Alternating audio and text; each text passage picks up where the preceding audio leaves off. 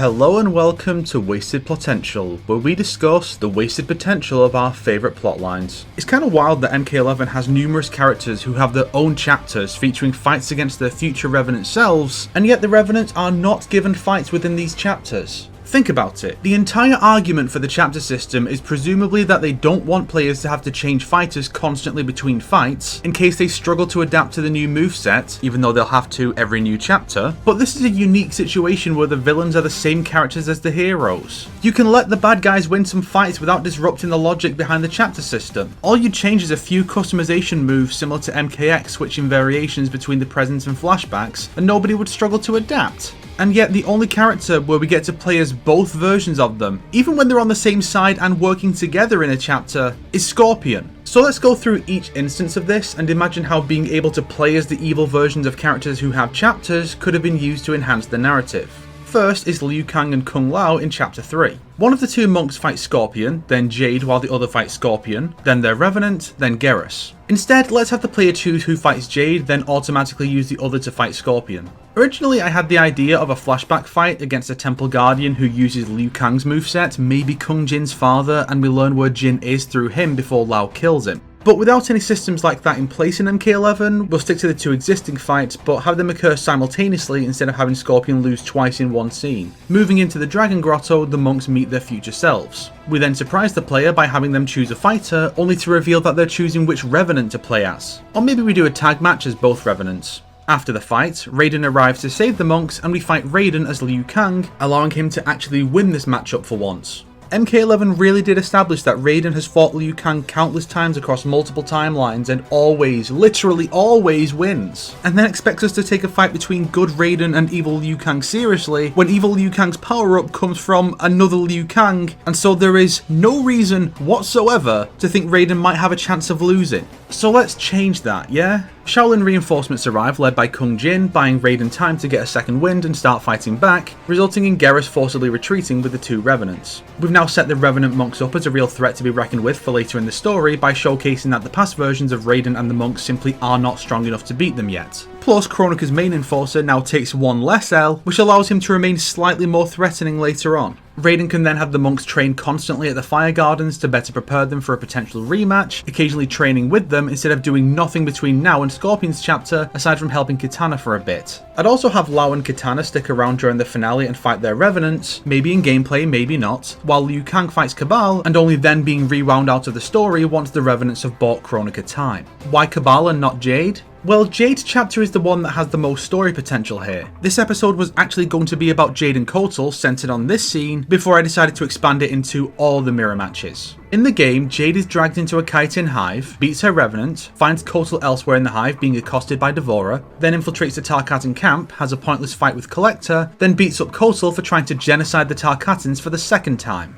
Let's imagine that it's Devourer who gets to Jade first. She goes down and Jade gets Khan's supposed location from her and is then distracted by Kotal's shouts, allowing Devourer to scuttle away to explain why Jade doesn't just kill her, and then Jade heads off to find Kotal. Kotal is now being accosted by Revenant Jade. Keep in mind that Kotal is from the present. Revenant Jade is his Jade, not the past one. As such, he can't bring himself to properly fight her, allowing the player to best him as the Revenant. Past Jade shows up to save Kotal and we play as the Revenant to win instead of the other way around. MK11 weirdly has the odds stacked against the Revenant since, going off of Liu Kang's mutilation in Aftermath, we have to assume that past versions dying will wipe the Revenant too, despite being undead in new bodies. We're going to establish that Revenants, being undead, are uniquely able to kill their past selves without being harmed, so long as the past version still becomes a Revenant before they reach the age where they originally did. This way, Revenant Jade can kill past Jade with no negative consequences for her, leading to Kronika having two Jades at her disposal. This is where Kotal steps in and runs his Jade through with his sword to save her human counterpart. She dies in his arms, not snapped back to her old self, but bitterly chastising him for not trying to save her from Quan Chi's clutches, which is kinda her entire beef with the two here. Kotal is heartbroken to have had to do this to her, but past Jade reassures him that he's laid her soul to rest, and she herself can rest easy knowing that his past self would do the same for her if she ever becomes a Revenant.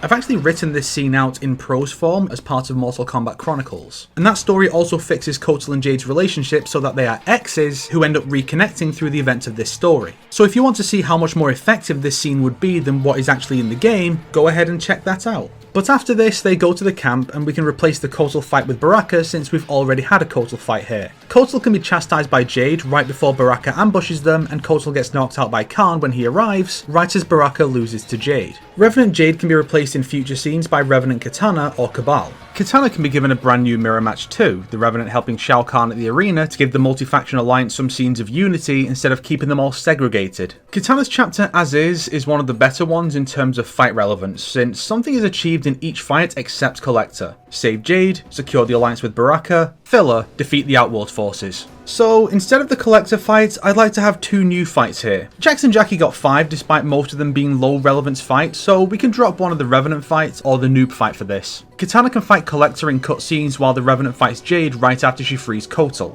Our Kitana then challenges the Revenant and beats her, partially thanks to the Revenant having just fought Jade and been wounded when Jade brings up her future self's death, which no one knows about, causing Revenant Kitana to become shocked by the death of her friend, allowing her to actually have some personality for once. After the mirror match, she escapes somehow, possibly through Kronika pulling her away because she'll be important for her plan later. This serves as a sign to Khan that Kronika has abandoned him, which can make his frustrations with Kronika later in Aftermath a bit more reasonable. This mirror match is less about setting up the threat and more about capitalising on a missed opportunity, presenting a more unified front for the villains, and adding a little more triumph for Kitana while removing some filler from a later chapter. Cabal is harder to implement seeing how he has no chapter and little plot relevance. He could join the good guys and fight his Revenant in the final battle, or the Revenant could be Kronika's agent in the Black Dragon, helping maintain Kano's lies, which are exposed by Cassie, leading to a cutscene battle between the 2 Cabals around the time of the Kano fight. Maybe if they brought back the QTEs from MKX or the minigames from Injustice, they could have utilised that in the story mode for characters who don't get their own chapters to actually have some gameplay. Why have I never thought of that before? That's not even scripted, I just came up with that while recording. Damn. Nightwolf is fine winning his existing one, but I'd like to establish that the Revenant can no longer tap into the Great Spirit's power while the human version still can, which gives him the edge. Alternatively, the Revenant does win, but Shang Tsung takes his soul and saves the past version, possibly making a snide remark about how he could only do that because the wounds inflicted by past Nightwolf loosened the connection between his body and soul.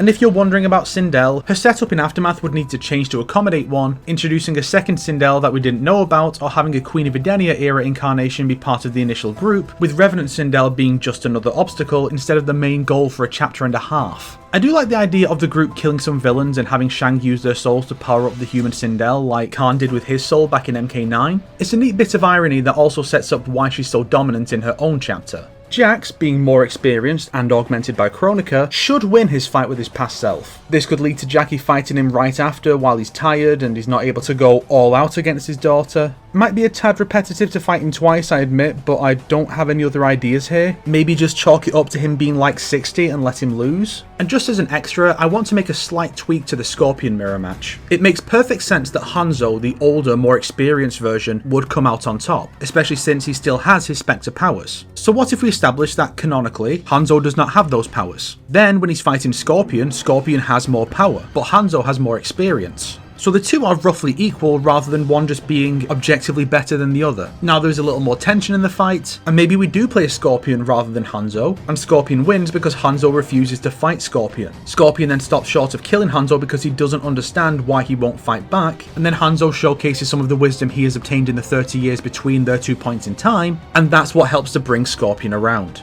And yeah, Johnny's mirror match is fine.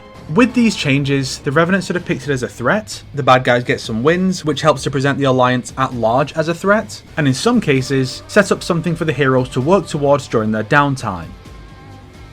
If you liked this video, why not subscribe and support me on Patreon like these fine people here? If not, then make sure to share it with your enemies so they can suffer along with you.